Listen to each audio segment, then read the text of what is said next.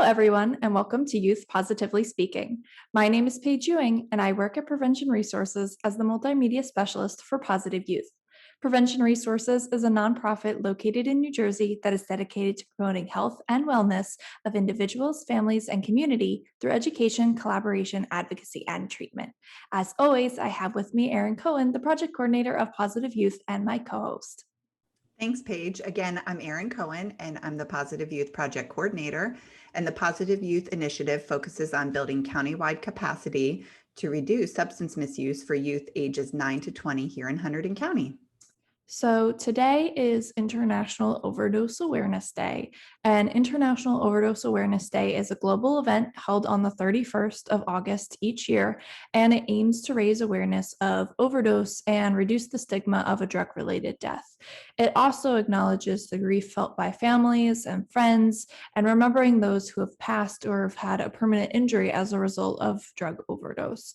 And so today we are very honored for the Stories from the Street episode to have Tonia with us to talk about her son Rory and have this episode really be in remembrance of him and all of those who we've lost to an overdose. So thank you so much, Tonia, for joining us today. Thank you so much for allowing me to be here and to talk about Rory and his story. So could you tell me a little bit about him? Like, what was he like? Who was he? He was, my mother once said to me, he's the same as he was at 2 years old, and it's that in his 20s, and that is true. He was funny. He was very active. He was diagnosed as ADHD when he was older. But he had this, he was just humorous, and he could laugh at himself. And I think that's a really great quality. Very caring. Found out more about how caring he was after he passed, actually, from messages I got from people about what he had done for them and the kind of friend he was. Extremely loyal. If you were, if you were his friend or family member, he was loyal to you and would do anything for you.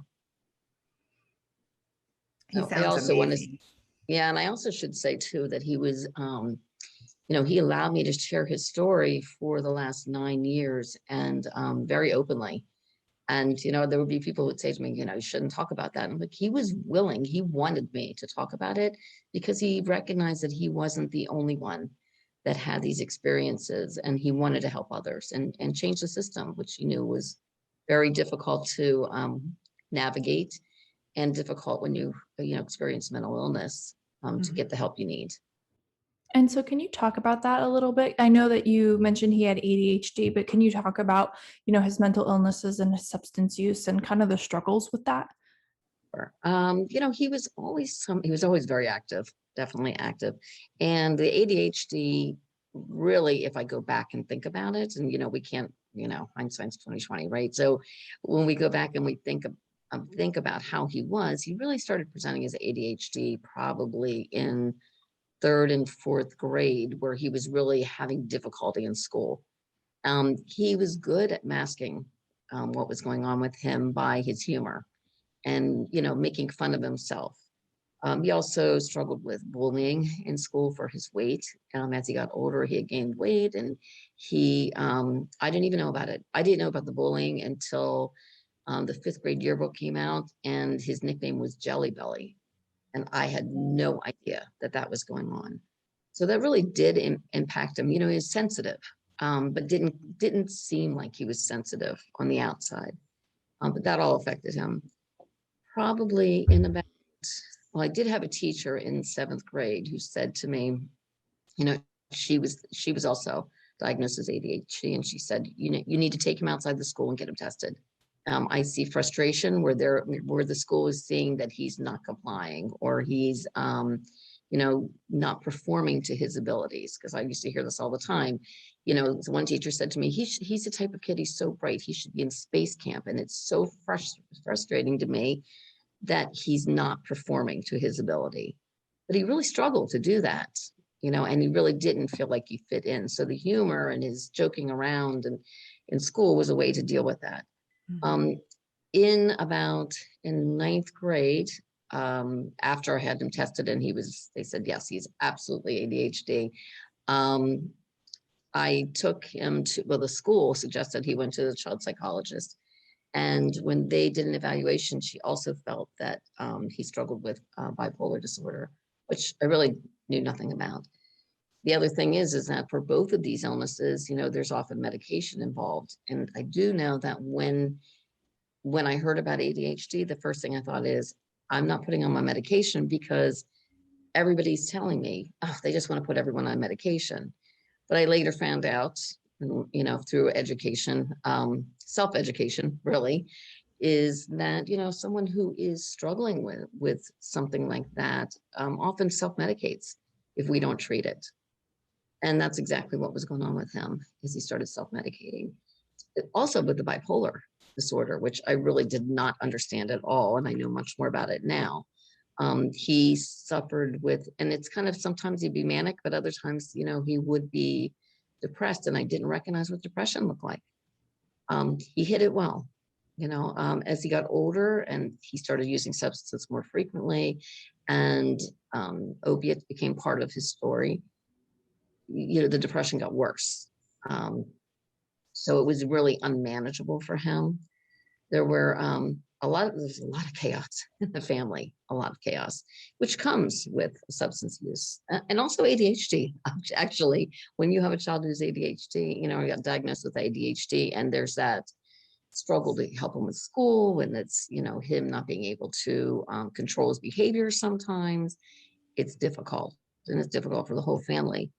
I realized, I really couldn't deny it any longer by junior year in high school, that it was really out of control for him. My family doesn't all understand mental health and didn't want him to be on medications. So we were fighting this battle within the family about medications, because I was told by the experts, you probably need to put him on medication. And everyone was saying, well, I don't believe in that. So that was a learning, that was hard to teach. I can learn myself, but to try to educate my family, if they didn't want to get educated on that, was difficult. I started getting involved, it was his senior year. It was a week after his birthday, and he was stopped by the police and given a DUI and a possession charge. It was the first possession charge. He never got out of the criminal justice system after that. He was 29 when he passed away. He just could not get out of the criminal justice system. It was constant. It was only 4 possession charges, but we could never get him to the point where he was considered compliant. And so if you're non-compliant, in this, criminal justice treatment system, because they would say that their treatment, or promote treatment, you weren't compliant, you could never get out of it, and it was just more charges for not being compliant. And, he ended up in 20 different treatment programs, inpatient programs, all the exact same treatment, never treating ADHD, never treating the bipolar disorder. In the last 2 years, and this battle, what it did was it kept him from, first of all, everyone looked differently at him because now he's a felon. So that's a big thing. And he looked differently at himself, and he could never feel better about himself. So, it just kind of perpetuated the issue and made it worse and worse. In the last couple of years, well, probably 3 years ago, then, meth became an issue, methamphetamines, because he was always struggling with this depression, and that was an upper, and then there was this thing, and this happens all the time. There's this control issue, like control his emotions. So you would do meth, and then the meth was so bad that, would last so long, the effects would last so long, he couldn't come off the meth. So then he would use opiates to bring him back down. So it was this roller coaster he had himself on. And 2 years ago, he was sentenced to drug court. And in Cape May County, where we live, they call it recovery court. And I've always been a supporter as a program that will get people treatment. But the punitive piece to it is really damaging. And the mental health piece, they'll say that, that they treat the mental health issues, but mental health is difficult. And it's not a simple, we're just going to give you a pill and you're done. It's a long process, and it's a lot of support and help that we don't give people with substance use disorders, because we always concentrate on the substances and not on the mental health.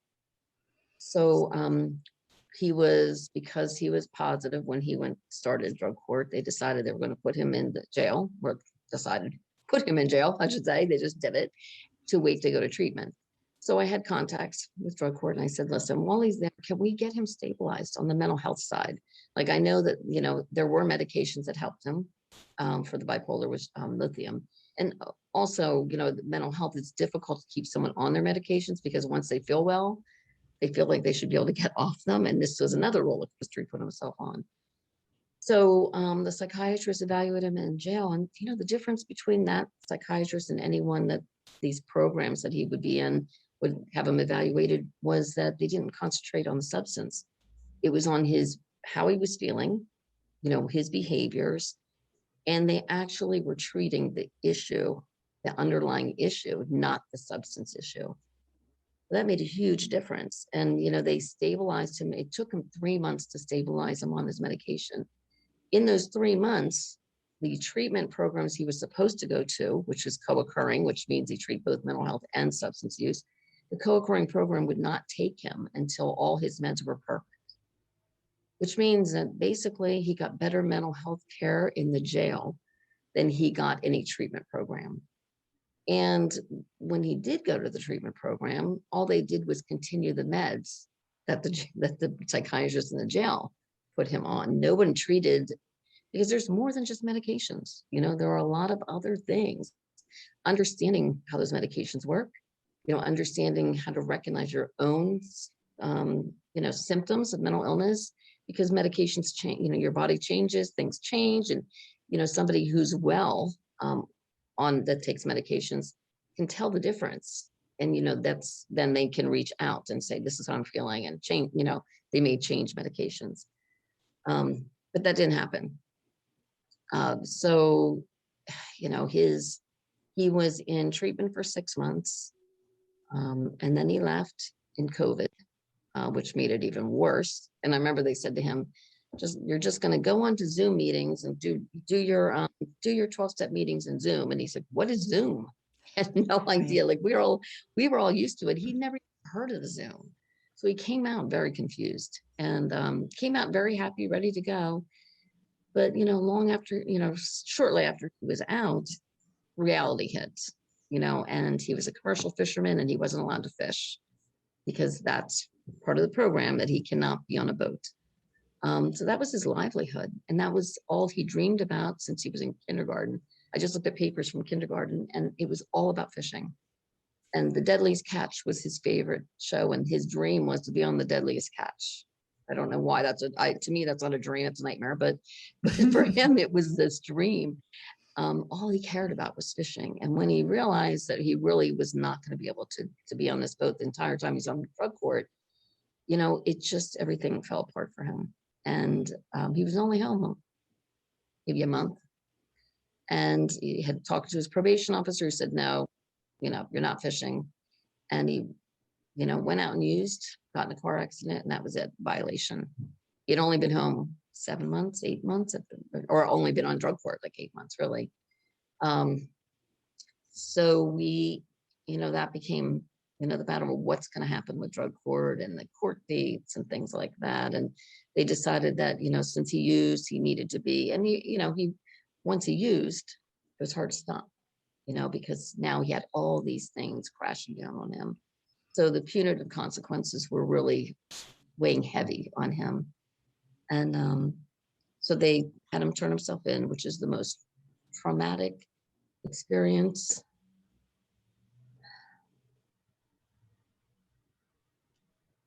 Give me a second. Oh, it's fine.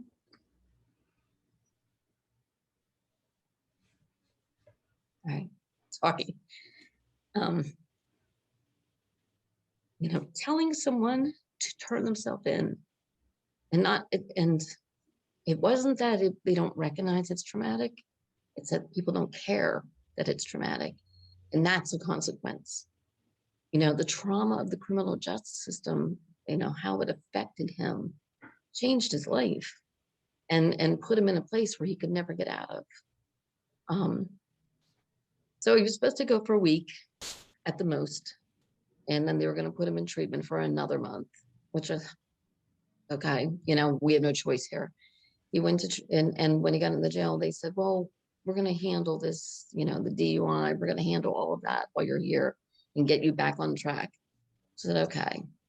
Well, then everyone in the jail got COVID, including him. And all of a sudden, you know, there were no court dates in the jail. And he spent almost 4 months sitting there, exposed to COVID the whole time, in isolation with, you know, because of COVID. Um, it was approaching Christmas, and they finally did a court date, and they said, you know, like, he'd already missed Christmas the year before because he was in treatment. He's missed every holiday. And they said, okay, so we're gonna send you back to drug court, and we're gonna put you in treatment again. I said, he's been stable in the jail for almost 4 months. He's totally stable. And now we're gonna put him back in treatment again, which is just punishment. Because clinically, there was no reason to go back to jail.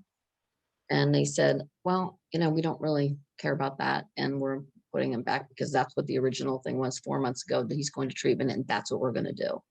So they put him in there, and he missed Christmas with the family. He missed, you know, he had just had his, my first grandchild, his niece, that he was so excited about. He saw her one time before he went into the jail. And then, you know, he missed, I wrote a letter to the judge and said, you know, what he's missing is actually making him worse. You know, you're taking him away from the family that's accepting him, and you're making him, he's no longer part of the family when he's never can participate in anything. And they didn't respond at all, and they put him into treatment, which, you know, he missed Christmas, and he was in treatment where everyone got exposed to COVID. And, you know, he was there for 3 weeks, and they sent him home because everybody had COVID, and they had to shut down the treatment center. You know, and after that, you know, I remember him saying to me on the drive home from treatment, he said, I need you to understand and be okay that I'm not staying in this program. And I just can't do it anymore. I just can't do it. I wouldn't be happy. And I can't do this anymore. So, you know, not what you want to hear. And not, as an advocate, definitely not what you want to hear, because now I have a son on the run from a program, you know, which is very difficult to be an advocate and have your son running.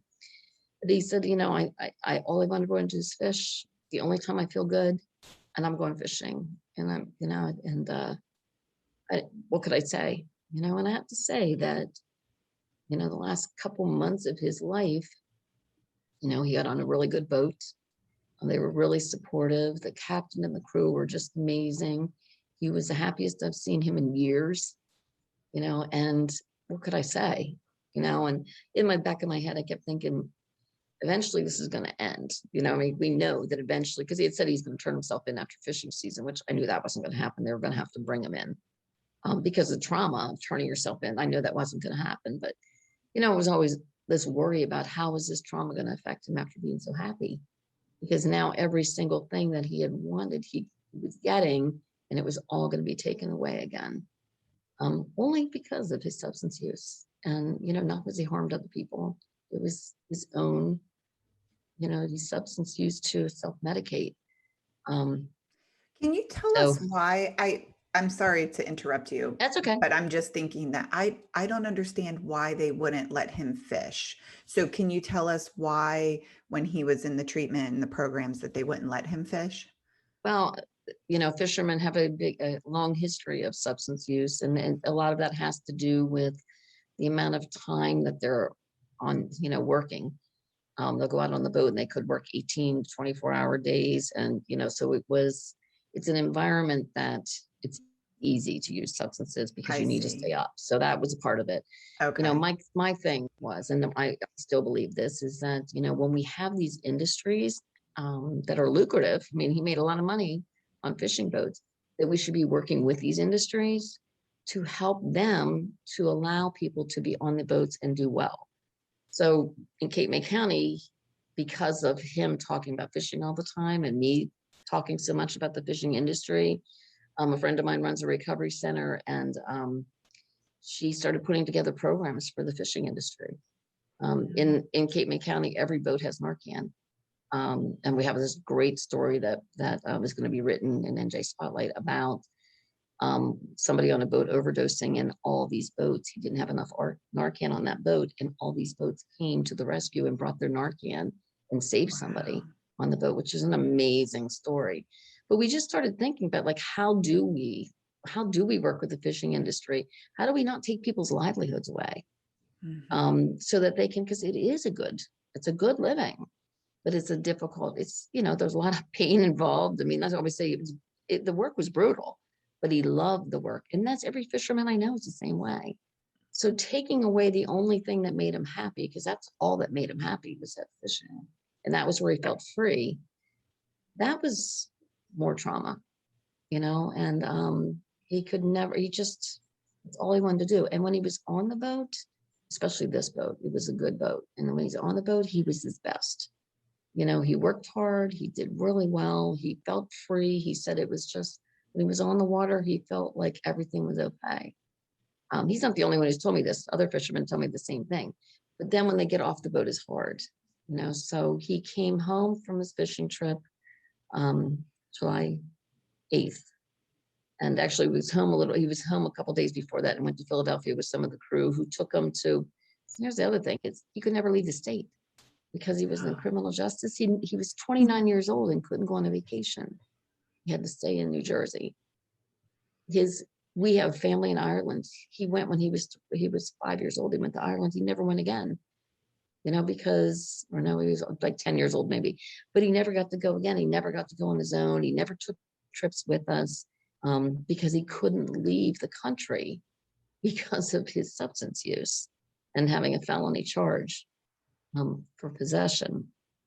And let's say all his charges were only possession or violation of a probation program because of his drug use.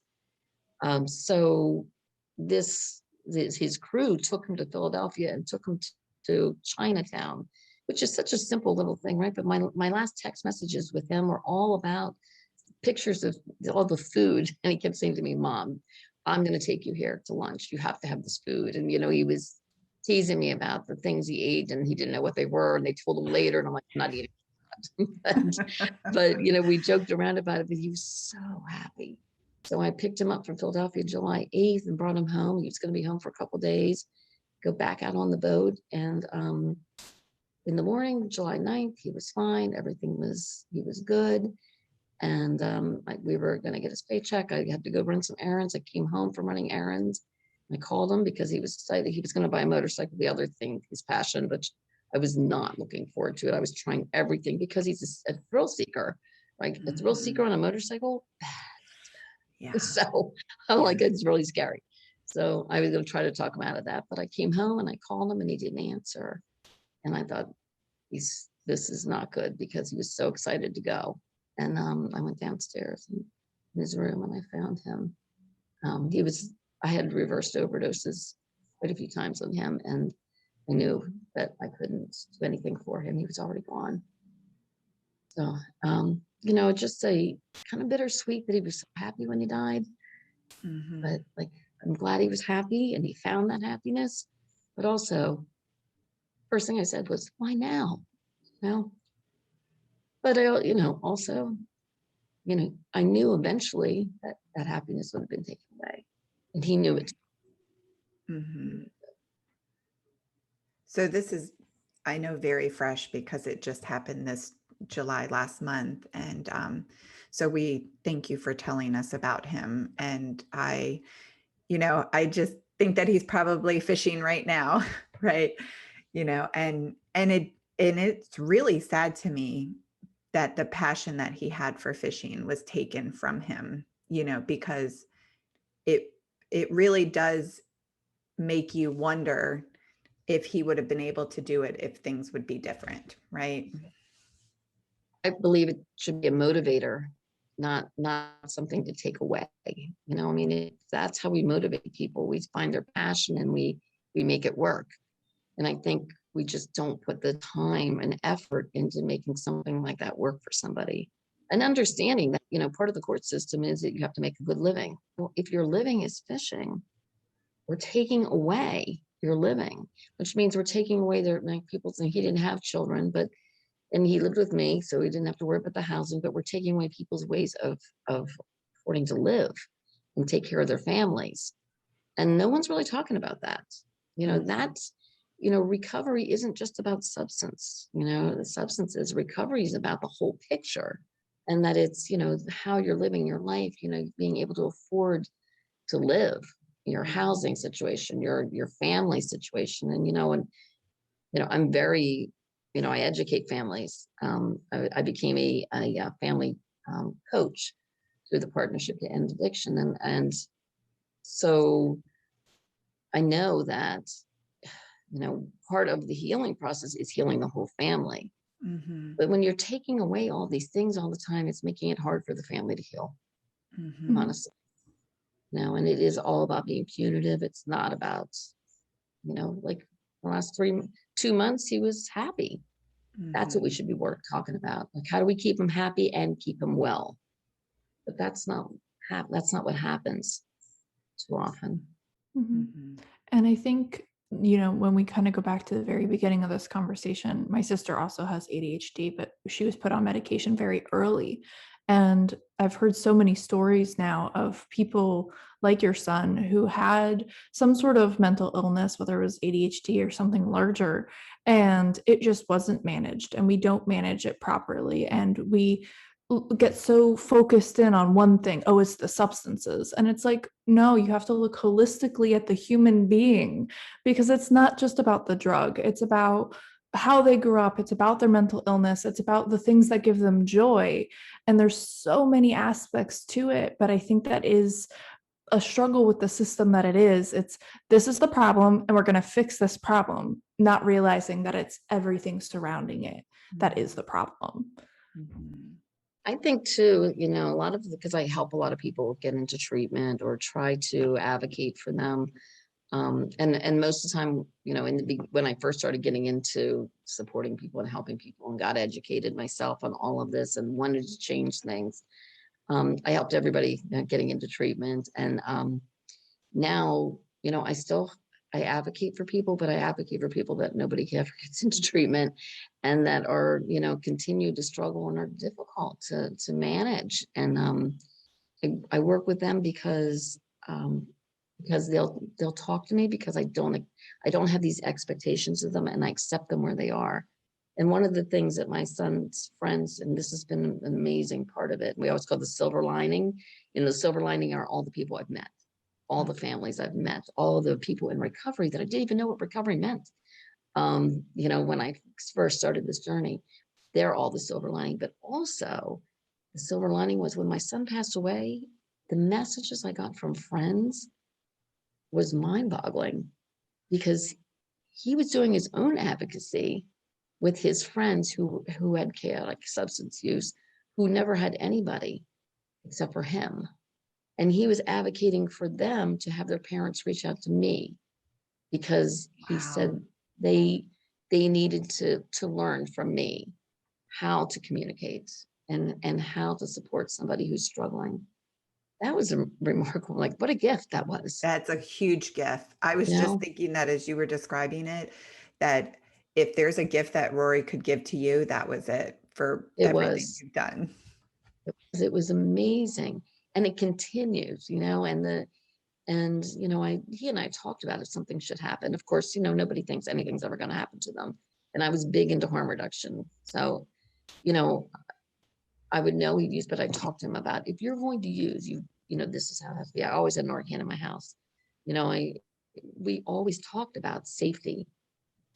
But if I'm the only one talking about safety, and he's been in 20 treatment programs and no one's ever talked about him, let's stop saying, okay, you've been in treatment now, you can't use drugs anymore, and be done with it. Let's talk about, the goal is to be well without substances. If something should happen, these are the things you need to do. And when in his funeral, I wanted it to be about him, not his substance use, not his illnesses. So we decorated the funeral home was beautiful. We had fishnets up with all his pictures on the fishnets. We had things that he had picked up. He thought he was an inventor. So we had some of his inventions. It's like none of them good, but he always wanted to invent something. We had things he picked up while fishing, and we had it all displayed because that was him. And we had a basket of Narcan. We gave out 170 Narcan kits that day. And we had information about harm reduction. And everybody at the funeral was told, if somebody comes to that funeral and they're high, no one say a thing. Like, I don't care if they're high when they come, because they need support, they need caring, they need compassion. And, they need to be able to feel accepted no matter where they are. So that's, we're hoping that they'll reach out. They're hoping that they'll accept some help, but we have to accept them first. Mhm. So I wanted things to be different. I had a friend of his speak, who asked me if he could speak. I wasn't so sure. They were very bad together. And I thought, well, this could be good or bad. I'm not sure, and I said to my husband, he's speaking. He said, okay, same thing as me. This could be good or bad. Mhm. And my husband was always kicking him out of our house because they were so bad together. He lives in Florida now, but it was just a funny story about how he always was kicked out, but my son would sneak him in because he had nowhere to go. And so he talked about, he used to sneak up and get chocolate milk, my son's favorite chocolate milk and ice cream in the middle of the night, hoping that his father wouldn't hear them. He said, I knew they were there. But he told the story of friendship and love and compassion and taking care of each other and understanding each other. And it was a story we don't talk about. We hear recovery stories and we hear people say people, places, and things, but what we don't hear about is how they, people support each other. And friends it might not always look like you want it to look, but for the two of them, it kept them going, because they had somebody, and he did that. I had no idea that he did that for probably 10 people have messaged me to say he was my best friend. And I'll never have a friend that accepted me like he did. I don't even know if he knew how amazing. Well, he probably just always wanted to be accepted himself. So it was easy for him to accept people without judgment. Mhm. Mm-hmm. Yeah. I mean, I always felt it was amazing that he would let me tell the stories I told. I remember saying one time to me, these are HIPAA violations. I'm like, well, first of all, I'm not his treatment. I don't do treatment. Okay. Okay. I'm not his recovery coach. I'm not his treatment provider. I'm his mother. And he allowed me to say these things. He wanted me to help people. Mm-hmm. So he said, and he said, if something should happen, I need you to be even more vocal. I need you to talk about it all, every story. So it's amazing. I keep finding journals from treatment programs or court programs, and some of the journals really talked about his relapses and how he felt and how what he thought he needed from treatment and he never got. It's pretty, again, a gift, right? I haven't, these things just appear. I keep finding all these things. I'm like, this is what he wants me to talk about. Yeah. He wants me to talk about others and how we criminalize an illness that really just needs a lot of support. Mm-hmm. And a lot of different options for treatment, because one size does not fit all. Mhm. Yeah, well, I mean, just like you don't treat every cancer the same way for every person, it is really the same thing. It is. And it's funny, we accept that. We don't blame somebody if they don't do well with one treatment for cancer. We find another one that's going to work with them. We don't do that with substances. We blame and shame. And even when I said something on Facebook about, this blaming and shaming is just so bad. And somebody messaged back and said to the counselor and said, well, we give them the tools. So if they don't take these tools and use them, that's on them. I'm like, again, blame and shame. You just demonstrated it right there for everyone. That's exactly what you did. Mm-hmm. And mental health is very difficult to manage.